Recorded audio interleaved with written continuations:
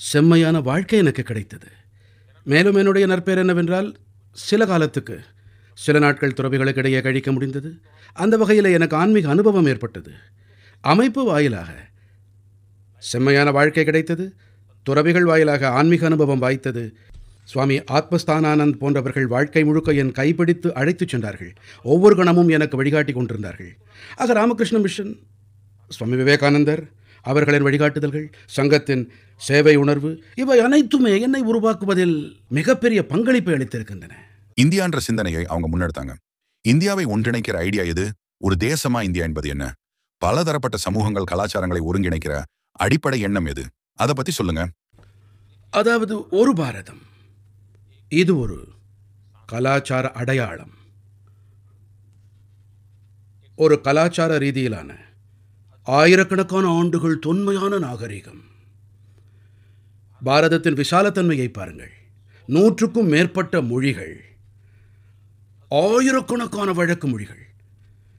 நீங்கள் பாரதத்தின் சில மைல்கள் சென்றால், நாங்கள் சொல்லுவோம் 20 மைல்கள் சென்றால் வழக்கு மொழி மாறிவிடும், வழக்கங்கள் மாறிவிடும், சமையல் முறை மாறிவிடும், உடையணிகள் மாறிவிடும். தென்னாடு முதல் வடநாடு வரை தேசம் முழுக்க பன்முகத்தன்மை நிறைந்து கிடக்கிறது. ஆனால் மேலும் ஆழமாக ஆராய்ந்தால் அப்போது உங்களுக்கு ஒரு இழை புலப்படும். எடுத்துக்காட்டாக, எங்கள் நாட்டிலே பகவான் ராமன் பற்றி அனைவருமே விரித்து பேசுவார்கள்.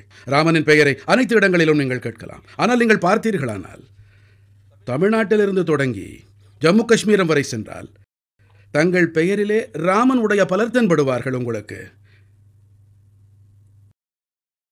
குஜராத்திற்கு சென்றால் ராம்பாய் என்பார்கள், தமிழ்நாட்டுக்கு சென்றால் ராமச்சந்திரன் என்பார்கள், மகாராஷ்டிரம் சென்றால் ராம்பாவு என்பார்கள். அதாவது இந்த சிறப்பு தன்மைதான் பாரதத்தை ஒன்றிணைக்கிறது. எடுத்துக்காட்டாக, நீங்கள் எங்கள் தேசத்தில் நீராடினீர்கள் என்றால் என்ன செய்வீர்கள்? பக்கெட்டிலிருந்து நீரை மொண்டு கொள்வீர்கள். ஆனால் கங்கை யமுனை சைவ கோதாவரி சரஸ்வதி, அதாவது பாரதத்தின் அனைத்து மூலைகளில் இருக்கும் நதிகளை நினைந்து பார்த்து, நர்மதே சிந்து காவேரி ஜலேஸ்மின் சன்னதிம் குரு, அதாவது அனைத்து நதிகளின் நீரை கொண்டு நான் நீராடுகிறேன். மொத்த தேசத்தின் நதிகள் எங்கள் நாட்டில் சங்கல்ப பாரம்பரியம் உண்டு. எந்த ஒரு பணியை செய்தாலும் பூஜையிலே சங்கல்பம் செய்வோம். சங்கல்பத்தால் பெரிய வரலாற்றையே எழுதலாம். அதாவது எந்த வகையிலே தரவுகள் சேகரிப்பேன் தேசத்திலே செய்தார்கள் என்றால், சாஸ்திரங்கள் எப்படி பணியாற்றின என்பது தனித்தன்மையான விஷயம். ஒருவர் சங்கல்பம் செய்கிறார், பூஜை செய்கிறார், திருமணம் நடக்கிறது. அப்போது மொத்த பிரம்மாண்டத்திலிருந்து தொடங்குவார்கள். ஜம்பூத்வீபே, பரதக்கண்டே, ஆரியவர்த்தம் முதல் ஆரம்பித்து கிராமம் வரை வருவார்கள். பிறகு குடும்பம் வரை வருவார்கள். பிறகு குடும்பத்தின் தேவதையை நினைவில் கொள்வார்கள் அவர்கள். ஆச்சரியம் என்னவென்றால், இன்றும் இந்தியாவின் அனைத்து மூலைகளிலும் நடக்கிறது. ஆனால் மேற்கத்திய மாதிரியோ உலகின் வேறு மாதிரிகளோ துரதிருஷ்டவசமாக எப்படி இருக்கிறது? ஆட்சி முறையை அடிப்படையாக வைத்தே கணக்கில் கொள்ளப்படுகிறது. பாரதத்திலும் ஆட்சி முறை பல வகையாக இருந்திருக்கின்றது. பல்வேறுபட்ட தனித்தனி துண்டுகளாக புலப்படும். உங்களுக்கு அரசர் பேரரசர்களின் எண்ணிக்கையை புலப்படுத்தும். ஆனால் பாரதத்தின் ஒருமைப்பாடு இந்த கலாச்சார பிணைப்புகளால் நீடித்தது. எங்கள் தேசத்தில் தீர்த்த யாத்திரை பாரம்பரியம் உண்டு. 4 புனித தலங்களை சங்கராச்சாரியார் நிறுவினார். இன்றும் கூட லட்சோப லட்சம் பேர்கள் ஓரிடத்திலிருந்து வேறு இடத்துக்கு தல யாத்திரை மேற்கொள்கிறார்கள். எங்கள் தேசத்தில் காசிக்கு மக்கள் வருவார்கள். ராமேஸ்வரத்திலிருந்து கடல் நீரை எடுத்துக்கொள்ளும் அநேக வகைப்பட்ட மக்களை பார்க்கலாம்.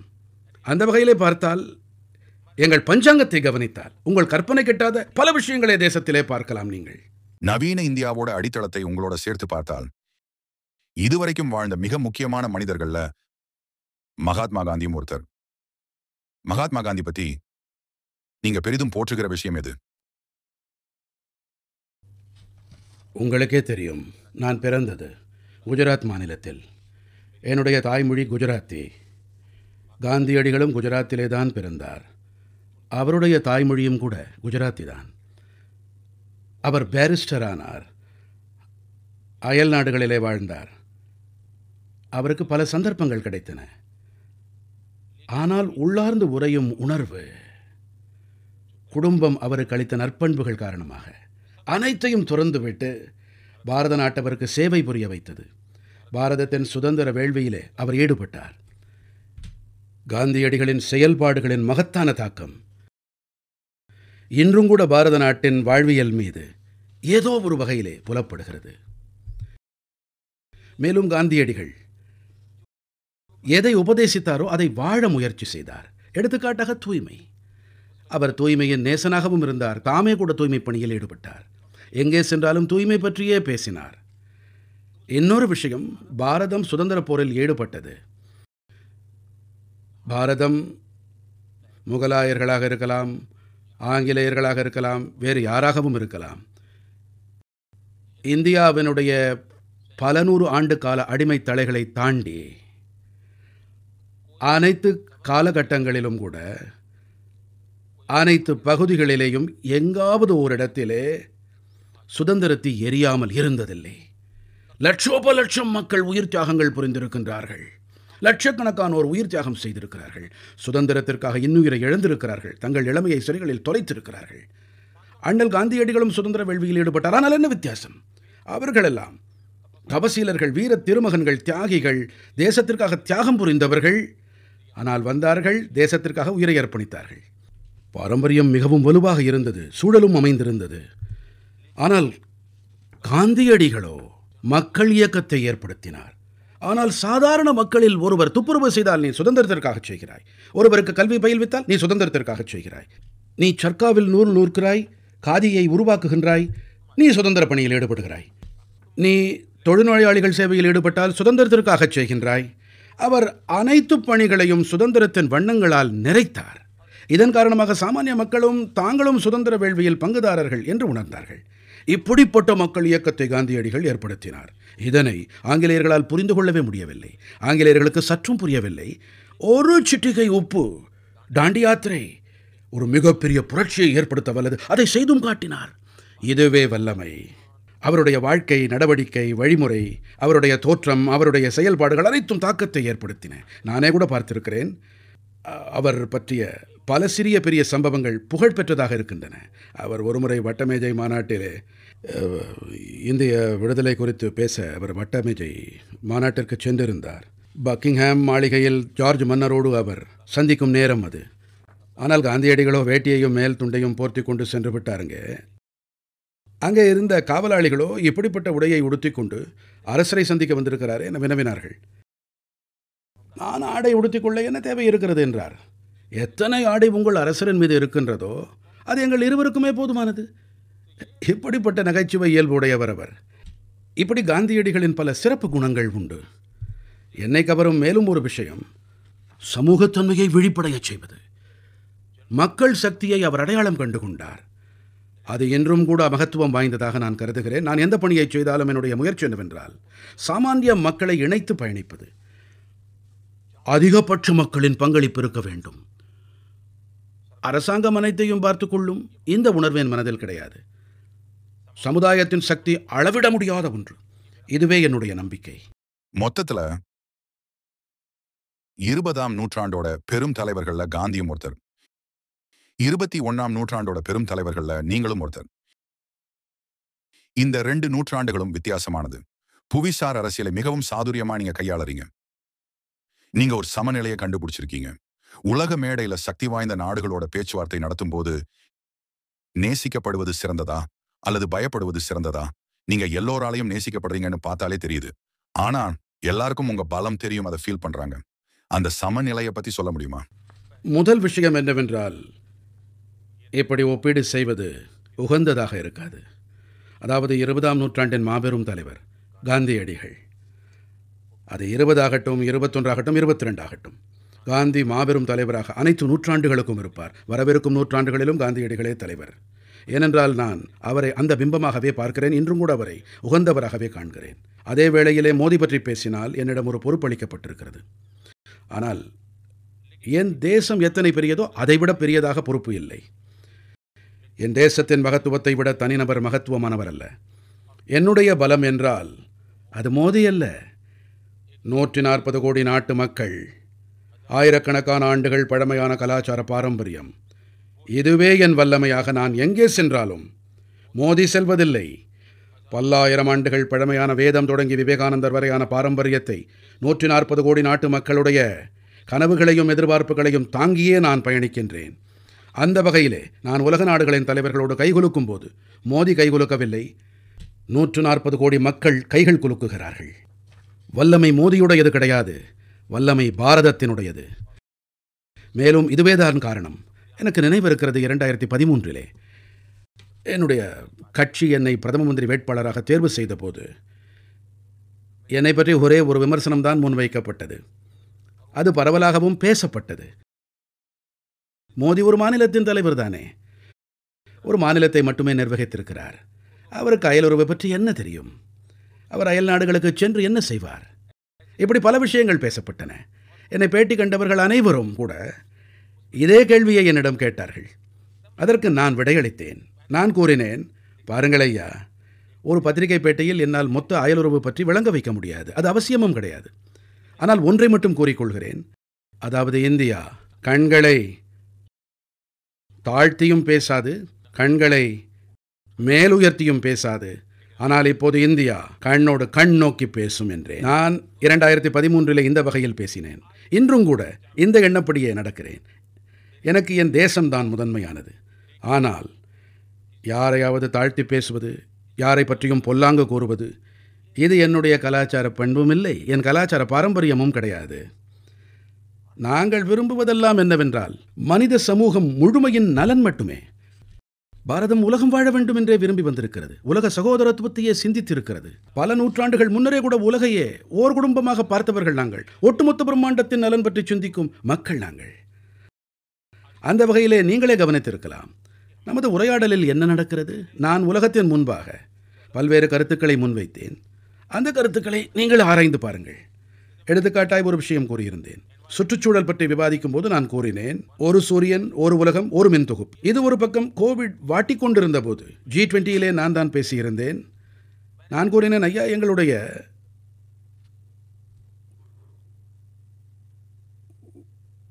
ஒரு ஆரோக்கியம் பற்றிய கோட்பாட்டை நாம் மேம்படுத்த வேண்டும் என்றேன். அதாவது எப்போதுமே என்னுடைய முயற்சி என்னவாக இருந்ததென்றால், எடுத்துக்காட்டாய் G20 என்னுடைய லோகோ ஒரு பூமி, ஒரு குடும்பம், ஒரு எதிர்காலம். அனைத்து விஷயங்களிலும் எங்களை வார்த்தெடுக்கும் பண்பான ஒற்றுமையை இணைத்தோம். இப்போது நாங்கள் புதுப்பிக்கவல்ல எரிசக்தி தொடர்பான இயக்கத்தை முடுக்கினோம். சர்வதேச சூரிய சக்தி கூட்டமைப்பை ஏற்படுத்தினோம். நாங்கள் ஒரு சூரியன், ஒரு உலகம், ஒரு மின் தொகுப்பு. உலகம் தொடர்பாக இதே உணர்வு. கோவிட் காலத்தில் ஆரோக்கியம் தொடர்பாக ஒரு பூமி, ஒரு ஆரோக்கியம் என்று சொன்னோம். ஒரு பூமி, ஒரு ஆரோக்கியம் எனும்போது அனைத்து உயிர்களும், அது தாவரங்களாகட்டும், விலங்கினங்களாகட்டும் அல்லது மனிதர்களாகட்டும். அதாவது எப்போதும் எங்கள் முயற்சி என்னவென்றால், உலகத்தின் நலனுக்கு ஆதாரமான விஷயங்கள் தொடர்பாக நாம் முயற்சி செய்ய வேண்டும். நாம் அனைவரும் இணைந்து செயல்பட வேண்டும். அடுத்தபடியாக, இன்று உலகம் ஒன்றோடு ஒன்று இணைக்கப்பட்டிருக்கிறது. தனியாக யாராலும் செயல்பட முடியவே முடியாது. இன்று உலகம் ஒன்றை ஒன்று சார்ந்திருக்கிறது. தனியாக எதையும் செய்ய முடியாது. அந்த வகையிலே அனைவரோடும் இணைந்து செயல்படும் பழக்கத்தை ஏற்படுத்த வேண்டும். மேலும் அனைவரும் அனைவரோடும் இசைவாக பயணிக்க வேண்டும். நாம் இந்த பணியை முன்னெடுக்க முடியும். ஐக்கிய நாடுகள் சபை, ஐநா போன்ற அமைப்பு பிறந்தது உலகப் போருக்கு பின்னால். ஆனால் காலத்தால் அதில் மேற்கொள்ள வேண்டிய சீர்திருத்தங்கள் நடக்கவில்லை. இதன் காரணமாக அதனால் எத்தனை செய்ய முடிந்தது, செய்ய முடியவில்லை என்ற விவாதங்கள் நடக்கின்றன. உங்களோட அனுபவம் பத்தி சொன்னீங்க. உங்களுக்கு திறமை இருக்கு. இன்னைக்கு உலகத்தோட மிகப்பெரிய அமைதி தூதரா மாறத்துக்கு உங்ககிட்ட புவிசார் அரசியல் செல்வாக்கு இருக்கு. பல போர்கள் நடந்துட்டு இருக்கு. அமைதியை உருவாக்க நீங்க என்ன பண்ணுவீங்க? போர் செய்யற 2 நாடுகளுக்கு மத்தியில எப்படி அமைதியை கொண்டு வருவீங்க? உதாரணத்துக்கு ரஷ்யா, உக்ரைன். கவனிங்கள், நான் பிரதிநிதியாக விளங்கும் தேசம் பகவான் புத்தனின் பூமியாகும். நான் பிரதிநிதியாக விளங்கும் தேசம் பகவான் காந்தியடிகளின் பூமியாகும். இவர்கள் எப்படிப்பட்ட மாமனிதர்கள் என்றால், இவர்களுடைய உபதேசங்கள், இவர்களின் சொல், செயல், நோக்கம் முழுமையாக அமைதிக்கே அர்ப்பணிக்கப்பட்டவை.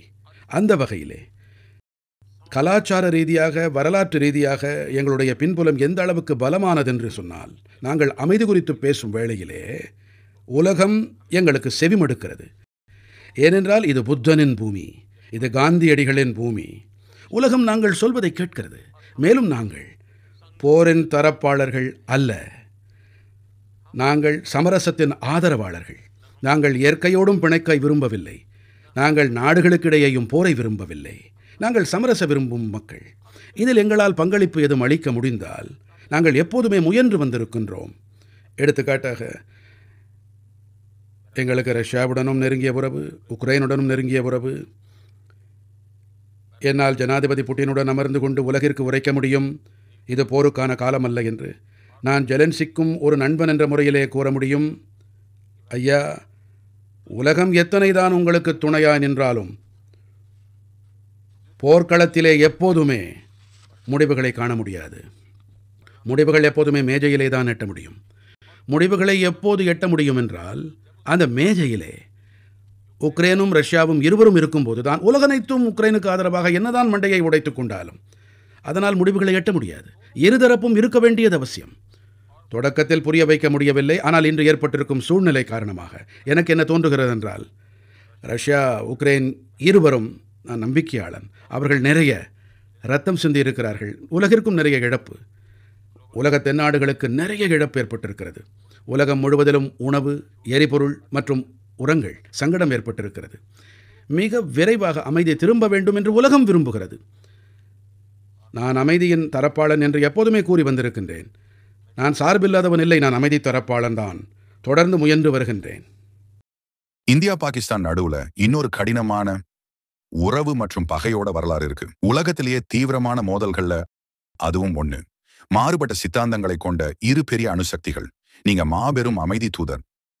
ஒரு தொலைநோக்கு பார்வையா இந்தியா பாகிஸ்தானுக்கு நடுவுல நட்பு, அமைதி, நல்லுறவு உருவாக என்ன வழின்னு நினைக்கிறீங்க? ஒரு விஷயம், வரலாற்றின் சில விஷயங்கள் பற்றி உலகில் பலருக்கு தெரிவதில்லை. 1947க்கு முன்பாக சுதந்திர போராட்டத்திலே அனைவரும் இணைந்தே போராடி வந்தார்கள்.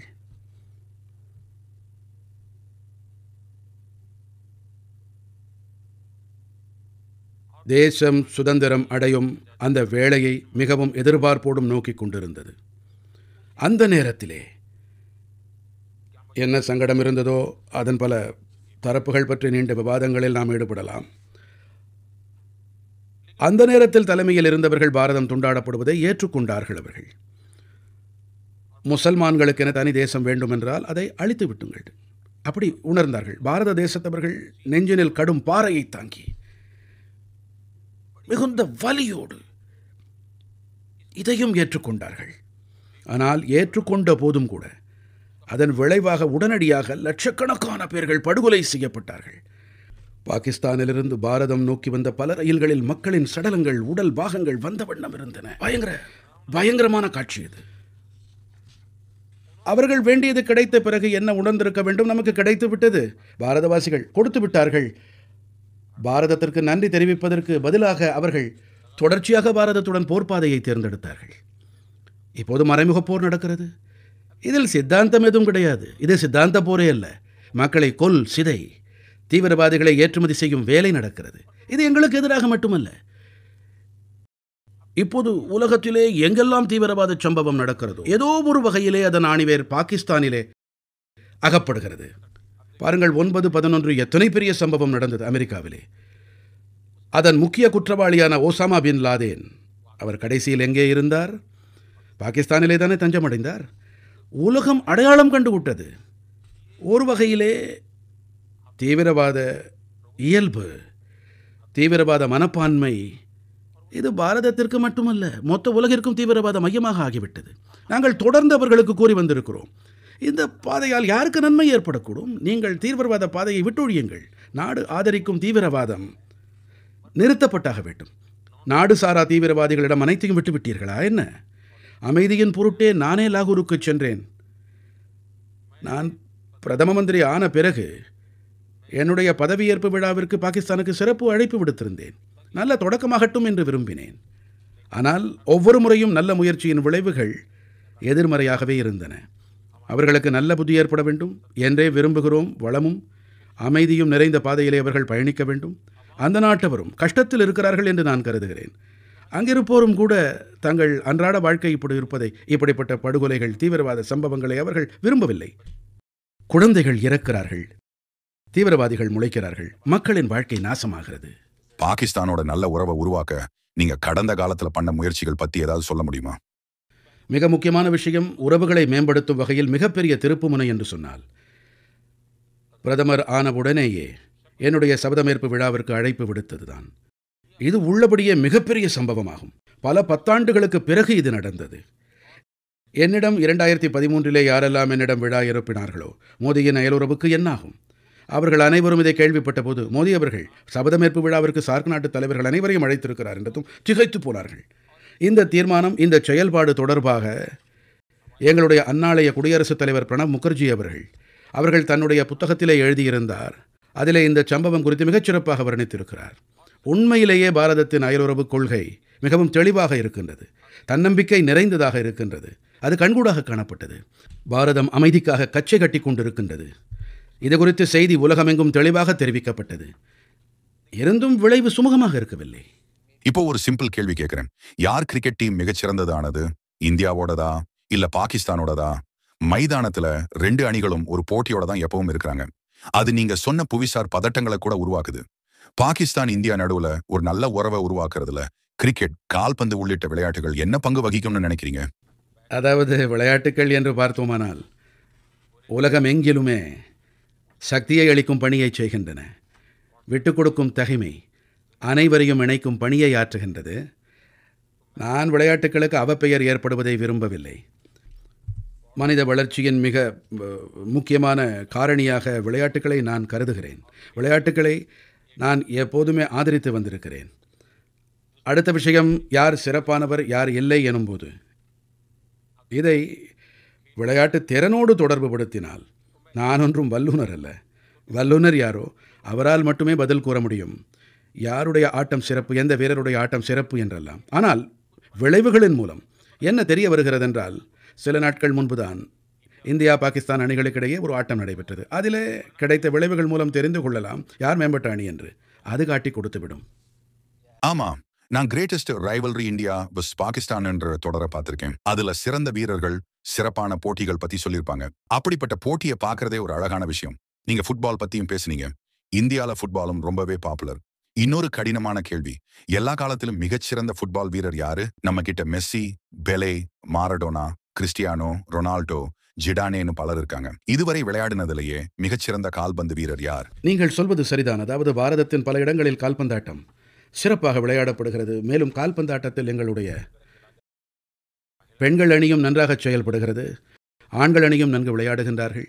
ஆனால் பழைய காலம் பற்றி பேசினோம் என்றால் 80கள் காலகட்டம் பற்றி, அப்போது மாரடோனாவின் பெயர் எப்போதுமே முன்னணி வகிக்கும். ஒருவேளை அவர் இந்த தலைமுறையினருக்கு ஒரு ஹீரோவாகவும் இருந்திருக்கலாம்.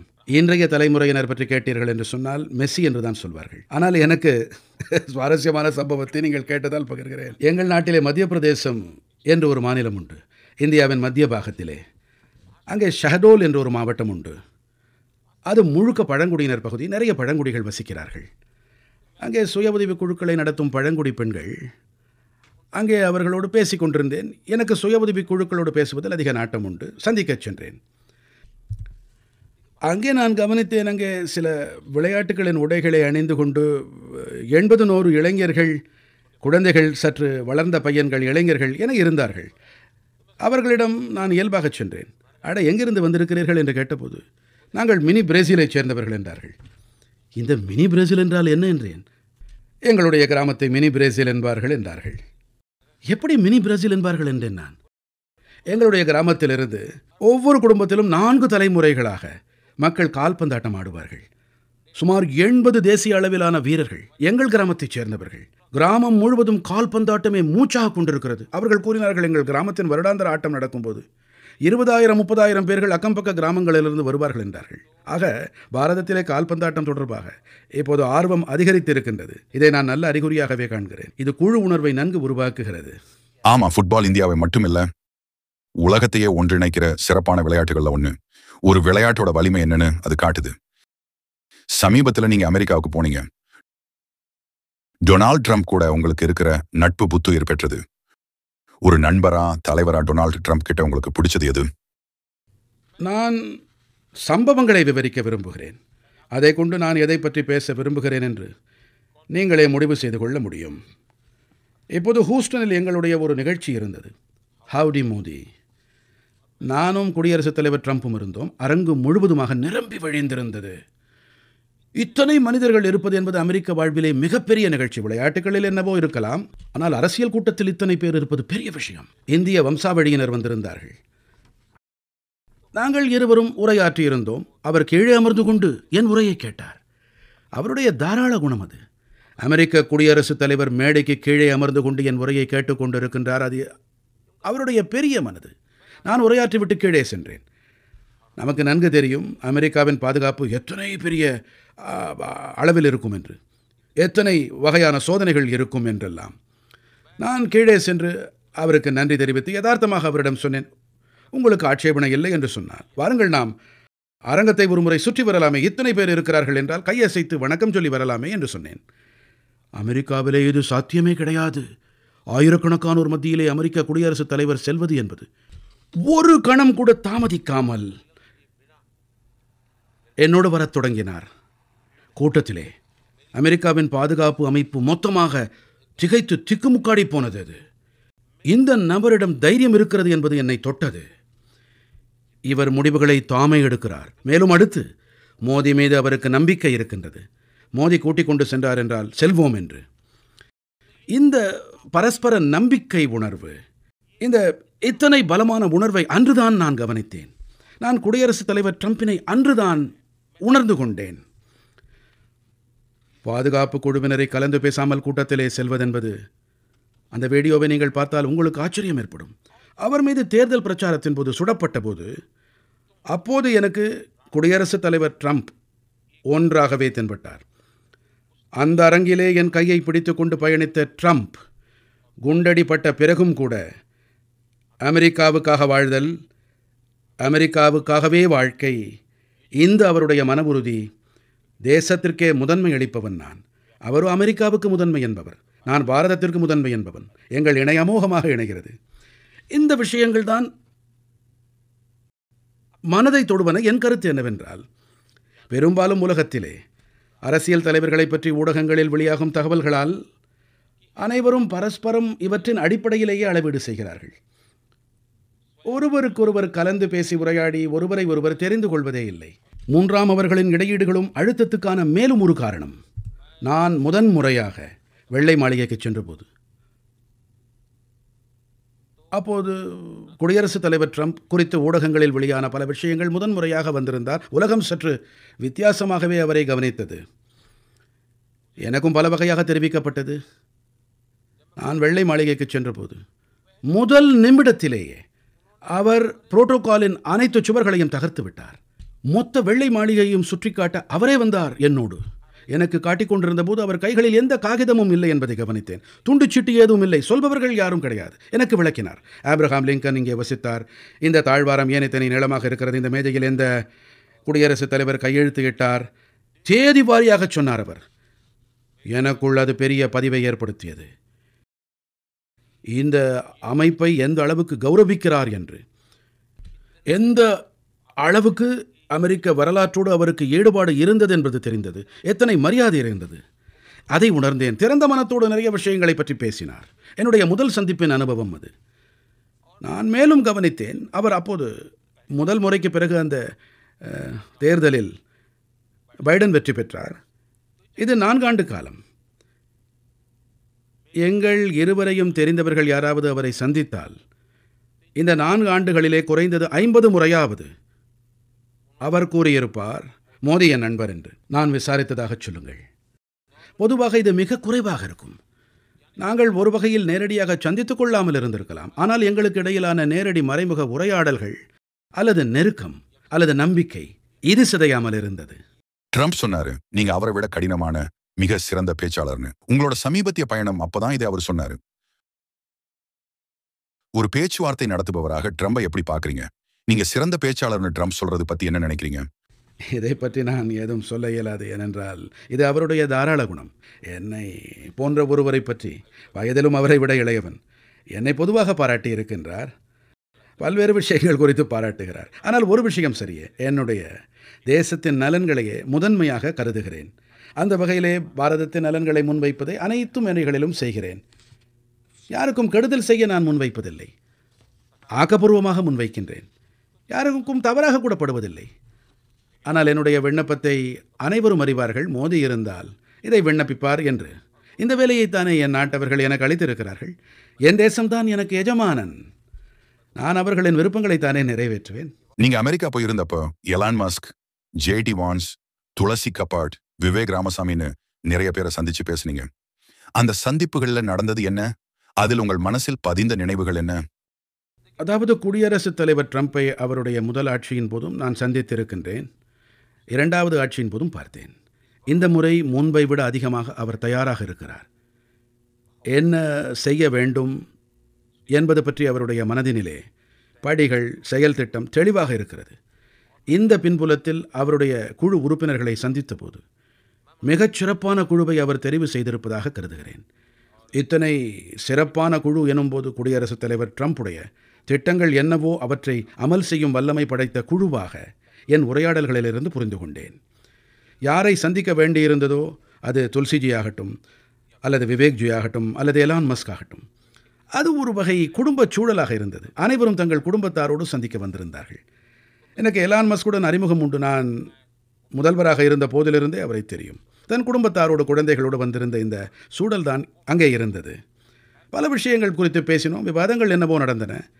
இப்போது டோட்ஜ் என்று நடக்கிறது இல்லையா, அது சரியானதும் கூட என்னை பொறுத்தவரையிலே. எந்த வகையில் அவர் செய்கிறார்? எனக்கும் சந்தோஷமான விஷயம், 2014 அவர் வந்தார். என்னுடைய விருப்பமும் கூட என்னுடைய தேசத்திலே புகுந்திருக்கின்ற பழமையான நோய்கள், அதிலிருந்து தேசத்தை அந்த நோய்களிலிருந்து, தவறான பழக்கங்களிலிருந்து எத்தனை விரைவாக விடுவிக்க முடிவது ஒரு பக்கம். எடுத்துக்காட்டாக எங்கள் நாட்டிலே நானே கவனித்திருக்கிறேன், 2014 பிறகு எங்களை பற்றி இந்த உலகம் தழுவிய அளவுக்கு விவாதம் ஏதும் இல்லை. குடியரசுத் தலைவரின் டோட் செயல்பாட்டோடு ஒப்பீடு செய்யும் அளவுக்கு. ஆனால் நான் உதாரணம் கூறினால் எப்படி பணிகள் நடக்கின்றன என்பதன் புரிதல் ஏற்படலாம். நான் கவனித்த வரையிலே அரசாங்க திட்டங்களின் ஆதாயங்கள் இருக்கின்றதே, குறிப்பாக மக்கள் நலன் தொடர்பான பணிகள், இதனால் ஆதாயம் பெற்ற சில பேர் பிறப்பே எடுத்தது கிடையாது. ஆனால் போலி பெயர், கல்யாணமாகிறது, விதவைகளாகிறார்கள், ஓய்வூதியம் அளித்தல் தொடங்கி விடுகிறது, ஊனம் ஏற்பட்டு ஓய்வூதியம் கிடைத்து வருகிறது. நான் இதை நன்கு ஆராயத் தொடங்கிய போது நீங்களே ஆச்சரியப்பட்டு போவீர்கள். 100 மில்லியன், அதாவது 10 கோடி பேர்கள், இப்படிப்பட்ட 10 கோடி போலி பெயர்கள், அவர்களை அமைப்பிலிருந்து வெளியேற்றினேன். மேலும் இதன் காரணமாக பணம் மிச்சமானது. நானும் நேரடியாக பணத்தை வங்கியில் போடுவதை தொடங்கினேன். டெல்லியிலிருந்து அளிக்கப்படும் பணம் நேரடியாக அவர்களின் வங்கி கணக்கை சென்று சேர வேண்டும். இவை காரணமாக என் தேசத்தில் சுமார் 3 லட்சம் கோடி ரூபாய்கள் மிச்சப்படுத்தப்பட்டு தவறான கைகளுக்கு சென்ற பணம் மிச்சமாகி இருக்கின்றது. நேரடி ஆதாய பரிமாற்றம் காரணமாக தொழில்நுட்பத்தை முழுமையாக நான் பயன்படுத்துகிறேன். இடைத்தரகர்கள் நீக்கப்பட்டார்கள். அரசாங்கத்திலே நாங்கள் பொருட்களை வாங்க ஜேம் தளத்தை தொழில்நுட்ப உதவியோடு உருவாக்கினோம். ஆக அரசாங்கத்துக்கும் வாங்குவதில் செலவும் நேரமும் மிச்சப்படுகிறது. போட்டித்தன்மை இருக்கிறது, நல்ல பொருட்கள் கிடைக்கின்றன. அரசாங்கத்தில் தகவிணக்கங்கள் அதிகம் இருக்கின்றன.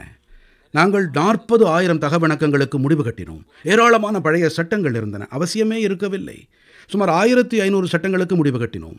ஆக நானும் ஒரு வகையிலே அரசாங்கத்திலே இந்த மாதிரியான விஷயங்கள் ஆளுமை செலுத்தி வந்தன. இவற்றிலிருந்து விடுதலை அளித்தோம். இந்த விஷயங்கள் எல்லாம் அன்றாட பணிகளில் இவை பற்றி விவாதம் செய்வது இயல்பான ஒன்றாக இருக்கின்றது. நீங்களும் ஷி ஜின்பிங்கும் நண்பர்களாக கருதப்படுறீங்க. சீனாவுடனான பேச்சுவார்த்தை மற்றும் ஒத்துழைப்பு நடவடிக்கைகளை தொடரவும், சமீபத்திய பதட்டத்தை குறைக்கவும் அந்த நட்பை எப்படி மறுபடியும் உருவாக்க போறீங்க? அதாவது பாரதம் மற்றும் சீனாவுக்கிடையே தொடர்பு, இது ஒன்றும் இன்று நேற்றல்ல. இரண்டுமே பழமையான கலாச்சாரங்கள், பழமையான நாகரீகங்கள். மேலும் நவீன உலகத்திலும் கூட இரண்டின் பங்குபணி இருக்கிறது. நீங்கள் பழைய பதிவுகளை பார்த்தீர்களானால் பல நூற்றாண்டுகளாக இரண்டும் ஒன்றிடமிருந்து மற்றது கற்று வந்திருக்கின்றன. இரண்டும் இணைந்து உலகத்தின் நன்மைக்காக பங்களிப்பு அளித்து வந்திருக்கின்றன. உலகின் பழைய பதிவுகளை பார்த்தால் புரியும். உலகத்தின் ஜிடிபியிலே அதன் 50% இந்த இரு நாடுகளுடையதாக இருந்தது. இத்தனை பெரிய பங்களிப்பு பாரதத்தினுடையதாக இருந்தது. மேலும் நான் ஏற்றுக்கொள்ளுகிறேன், இத்தனை சக்தியுடைய தொடர்புகள் இருந்தன, இத்தனை ஆழமான கலாச்சார தொடர்புகள் இருந்தன. மேலும் முந்தைய நூற்றாண்டுகளில் இருவருக்கும் இடையே பிணக்குக்கான எந்த சான்றுகளும் இல்லை. எப்போதுமே ஒன்றிடமிருந்து மற்றது கற்பது, ஒன்றையொன்று அறிவது என்பதாகவே இருந்தது. மேலும் புத்தரின் தாக்கம் ஒரு காலத்தில் சீனாவில் நிறைய இருந்தது. இங்கிருந்து தான் அந்த சிந்தனை சென்றது. நாம் எதிர்காலத்திலும் கூட இந்த தொடர்புகளை பலப்படுத்தி வர வேண்டும், தொடர வேண்டும். இந்த மாதிரியான அண்டை நாடுகள் என்றால் ஏதோ வகையில் கருத்து வேறுபாடுகள் இருக்கத்தானே செய்யும். எப்போதாவது கருத்து வேறுபாடுகள் ஏற்படுவது இயல்பான ஒன்று, எப்போதும் கிடையாது, குடும்பத்தில் இருப்பது தானே. ஆனால் எங்களுடைய முயற்சி வேறுபாடுகள் என்னென்ன இருக்கிறதோ அவை பிணக்குகளாக ஆகக்கூடாது. இந்த நோக்கில் எங்கள் முயற்சி இருக்கிறது. இந்த வகையிலே தான் நாங்கள் மோதல்கள் அல்ல, பேச்சுவார்த்தை இதை தொடர அழுத்தமளிக்கிறோம். அந்த நிலையில்தான் ஒரு சீரான கூட்டுறவான உறவு மேலும் இரு நாடுகளுக்கு இடையே சிறந்த நலன்களுக்காக இருக்கும். இது உண்மைதான். எங்களுடைய எல்லை விவாதம் தொடர்ந்து நடக்கிறது. 2020 எல்லையிலே நடந்த சம்பவங்கள், இதன் காரணமாக எங்களுக்கிடையே கணிசமான பிளவு ஏற்பட்டது. ஆனால் இப்போது குடியரசுத் தலைவர் ஜியை நான் சந்திக்க நேர்ந்தது. அதன் பிறகு எல்லையிலே இருந்த அழுத்தங்கள் இழக்கப்பட்டிருக்கின்றன. 2020க்கு முந்தைய நிலையை எட்ட பணியாற்றி வருகின்றோம் நாங்கள். இப்போது மெல்ல மெல்ல அந்த நம்பிக்கையும் அந்த உற்சாகமும் அந்த ஆர்வமும் மீட்டெடுக்கப்படும். இதற்கு சற்று காலமாகும். இடையே 5 ஆண்டுகள் இடைவெளி ஆகிவிட்டது. நாங்கள் ஒற்றுமையாக இருப்பது ஆதாயமானது மட்டுமல்ல, அதோடு உலகளாவிய நிலைத்தன்மை மற்றும் வளத்துக்கும் அவசியமானதும் கூட. 21ஆம் நூற்றாண்டு ஆசியாவின் நூற்றாண்டு எனும்போது நாங்கள் விரும்புவது பாரதம் சீனத்திற்கு இடையே உரசல்கள் எல்லாம் இயல்பானது தான். உரசல்கள் மோசமானவை அல்ல, அவை மோதல்களாக மாறக்கூடாது. உலக போர் சூழல் இருக்கிறதால உலகமே கவலையில இருக்கு. உக்ரைன் விஷயத்துல அமெரிக்கா சைனா இடையிலான மோதல், ஐரோப்பாவில் ரஷ்யாவின் அழுத்தம், இஸ்ரேலில் மத்திய கிழக்கு நாடுகளின் அழுத்தம். 21ஆம் நூற்றாண்டுல நாம எப்படி உலக போரை தவிர்க்கிறது? மோதல் போக்கையும் சண்டைகளையும் எப்படி தவிர்க்கிறது? அதாவது கோவிட் பெருந்தொற்று நாம் அனைவரின் வரம்புகளை வெளிச்சம் போட்டு காட்டிவிட்டது. நாம் எத்தனைதான் நம்மை பலமான தேசம் என்று நினைத்து கொண்டாலும், வளர்ச்சி அடைந்தவர்களாக நினைத்து கொண்டாலும், விஞ்ஞான வளர்ச்சி அடைந்தவர்களாக கருதினாலும், எதுவாக இருந்தாலும் அவரவர் நினைப்புக்கு ஏற்ப. ஆனால் கோவிட் காலத்தில் நாம் அனைவரும் தரையிறக்கப்பட்டோம், உலகின் அனைத்து தேசங்களும். அப்போது உலகம் இதிலிருந்து கற்கும் என்று தோன்றியது. நாம் ஒரு புதிய உலக வரிசை நோக்கி செல்வோம் என்று நினைத்தோம். அதாவது 2ஆம் உலகப் போருக்கு பிறகு ஒரு உலக வரிசை உருவானது. அப்படி கோவிடுக்கு பிறகும் ஏற்படும் என்று நினைத்தோம். ஆனால் துரதிருஷ்டவசமாக நிலைமை என்னவானதென்றால், அதாவது அமைதியை நோக்கி செல்வதற்கு பதிலாக உலகம் பிளவுபட்டது. நிச்சயமற்ற ஒரு நிலைமை உருவானது. போர்கள் அதை மேலும் சிக்கலாக்கியது. என்ன நினைக்கிறேன் என்றால், நவீன யுத்தங்கள் வெறும் ஆதாரங்கள் அல்லது நாட்டங்களுக்காக மட்டுமல்ல. இன்று நான் பார்க்கும்போது இத்தனை பல வகையான மோதல்கள் நடைபெற்று வருகின்றன. புறப்போர்கள் பற்றி விவாதிக்கப்பட்டாலும் அனைத்து துறைகளிலும் மோதல்கள் இருக்கின்றன. சர்வதேச அமைப்பு தோன்றியது, இது கிட்டத்தட்ட பொருத்தமற்றதாக ஆகிவிட்டது. சீர்திருத்தம் இல்லை. ஐநா போன்ற அமைப்புகள் தங்கள் பங்களிப்பை ஆற்ற முடியவில்லை. உலகத்திலே யாரெல்லாம் சட்டத்தை விதிகளை பொருட்படுத்தாமல் அனைத்தையும் செய்கிறார்கள், யாராலும் தடுக்க முடியவில்லை. இத்தகைய சூழ்நிலையிலே புத்திசாலித்தனம் என்னவென்றால், அனைவரும் மோதல்கள் பாதையை விடுத்து சமரச பாதையை கைக்கொள்ள வேண்டும்.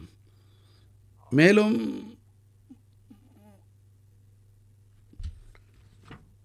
வளர்ச்சி பாதையே சரியானது, விஸ்தாரிப்பு பாதை தவறானது. நான் முன்னரே கூறியது போல உலக நாடுகள் ஒன்றையொன்று சார்ந்துள்ளன, தொடர்புடையன. அனைவருக்கும் பரஸ்பர தேவை இருக்கிறது. தனியாக எதையும் சாதிக்க முடியாது.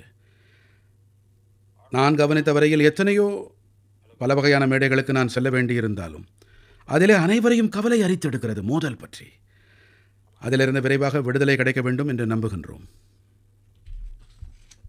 நான் இதுல சிறந்தவன் இல்லை. நீங்கள் கடிகாரத்தை பார்க்கிறீர்கள். இல்ல, நான் என்ன செய்யறேன்னு எனக்கே தெரியல பிரதமர் அவங்களே. நான் இதுல கைதேர்ந்தவன் இல்ல. சரி, உங்க வாழ்க்கையில உங்க வேலை எல்லாத்தையும் கடந்து வந்திருக்கீங்க. இந்திய வரலாற்றுல ரொம்ப கடினமான நேரங்களை நீங்க பார்த்திருப்பீங்க. அதுல ஒண்ணு 2002 நடந்த குஜராத் கலவரம். நவீன இந்தியாவோட வரலாற்றுல ரொம்ப சோதனையான காலங்கள் அதுவும் ஒண்ணு. குஜராத்தோட இந்து மற்றும் முஸ்லிம் மக்களுக்கு நடுவுல கலவரம் ஏற்பட்டப்போ சுமார் 1000 பேர் இறந்து போனாங்க. அந்த பகுதியில இருந்த மத ரீதியான பதற்றத்தை அந்த கலவரம் காட்டுச்சு. அந்த நேரத்துல நீங்க குஜராத்தோட முதல்வரா இருந்தீங்க. திரும்பி பார்க்கும்போது அதுல இருந்து நீங்க என்ன பாடம் கத்துக்கிட்டீங்க? நான் இதையும் சொல்லி ஆகணும். 2012லையும் 2022லையும் இந்த வழக்கை விசாரிச்ச இந்தியாவோட உச்சநீதிமன்றம் குஜராத் வன்முறையில உங்களுக்கு எந்த சம்பந்தமும் இல்லைன்னு சொல்லிடுச்சு. அந்த நேரத்துல நீங்க கற்றுக்கொண்ட விஷயங்களை பத்தி சொல்லணும்னு நான் எதிர்பார்க்கிறேன்.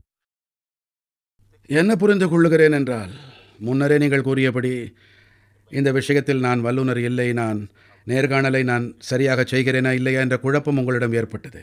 எனக்கு என்ன படுகிறது என்றால், நீங்கள் கணிசமாக பாடுபட்டிருக்கிறீர்கள், கணிசமாக ஆய்வு செய்திருக்கிறீர்கள், மேலும் அனைத்தையும் நுணுகி பார்க்க முயற்சி செய்திருக்கின்றீர்கள்.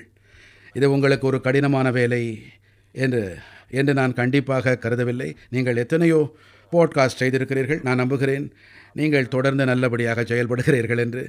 மேலும் நீங்கள் மோடியிடம் வினா எழுப்புவதற்கு பதிலாக நீங்கள் பாரதத்தின் சூழ்நிலையை புரிந்து கொள்ள முயல்கிறீர்கள் என்று நான் உணர்கிறேன். அந்த வகையில் நான் கருதுகிறேன், சத்தியத்தை தெரிந்து கொள்ளும் உங்கள் முயற்சியில் நேர்மை புலப்படுகின்றது.